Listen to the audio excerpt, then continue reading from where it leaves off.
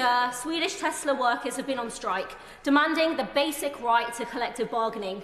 Their struggle has inspired solidarity across industries. Postal workers, painters, electricians, cleaners and dock workers have all launched secondary action in support.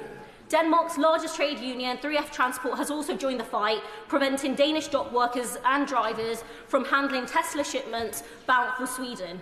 This level of solidarity is possible because Swedish trade unions are not shackled by restrictive laws designed to suppress collective action. Unlike here in the UK, the legislative landscape in Sweden does not act against the interests of organised labour. Almost 90% of Swedish workers are covered by collective agreements, and their labour laws ensure that workers have the right to negotiate and defend their conditions without undue interference. As a result, Swedish trade unions are more than a match for a billionaire like Elon Musk. When Tesla refused to sign a collective agreement, it wasn't just Tesla workers who fought back, the entire trade union movement did. Madam Deputy Speaker, this is what real industrial democracy looks like, and is a powerful reminder of what British workers have been denied for too long, with some of the most draconian anti-union legislation in the Western world. While I welcome the repeal of the Minimum Service Levels Act and much of the Trade Union Act 2016, the fact remains that many of the worst Thatcher-era anti-union laws are still in place. One of the most damaging is Section 224 of the Trade Union and Labour Relations Act 1992, which makes secondary action unlawful. This ban on sympathy strikes isolates workers, weakens their bargaining power and prolongs disputes, all to the benefit of exploitative employers. That's why I have tabled New Clause 31 to repeal this restriction and return power to working people. Secondary action built the trade union movement as we know it. It helped to secure the very rights that we all benefit from today.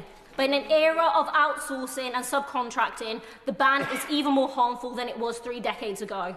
Under current legislation, 2 workers performing the same job in the same workplace can't take industrial action together if one is directly employed and the other outsourced.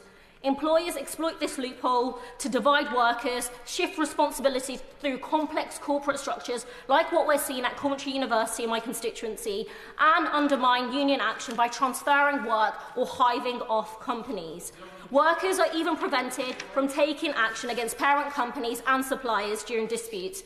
In many ways, Madam Deputy Speaker, secondary action is more essential than ever in the fight for fair pay and conditions.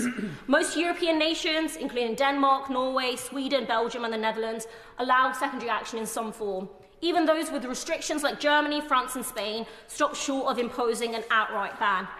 Madam Deputy Speaker, Labour's New Deal for Working People committed to repealing anti-union laws and ensuring that the UK's industrial action laws comply with international obligations, including those under the International Labour Organisation and the European Social Charter. Yet, as it currently stands, this bill fails to deliver on that promise. International bodies have repeatedly condemned the UK's ban on secondary action.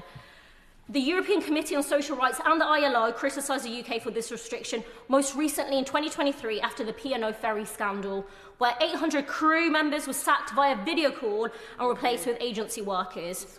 P&O knew that they could get away with their disgraceful actions because the law prevents other workers from striking in solidarity. I'm also supporting a number of amendments, including those tabled by my honourable friend, the member for Middlesbrough and Thornby East, such as New Clause 61, which would define employment status in law to end bogus self-employment. This is long overdue. For too long, employers have exploited gaps in employment law to deny workers basic rights. Today, in our country, Black and Asian workers are disproportionately trapped in precarious, low-paid jobs on bogus self-employment contracts, denied statutory sick pay, holiday pay, and protection from unfair dismissal. This two-tier system must end. Every single worker deserves dignity and respect in the workplace. And by strengthening this bill with these amendments, we would be taking a step forward towards rebuilding the power of the working class. I urge members across the House to stand on the right side of history and with the workers who keep this country running. Yeah.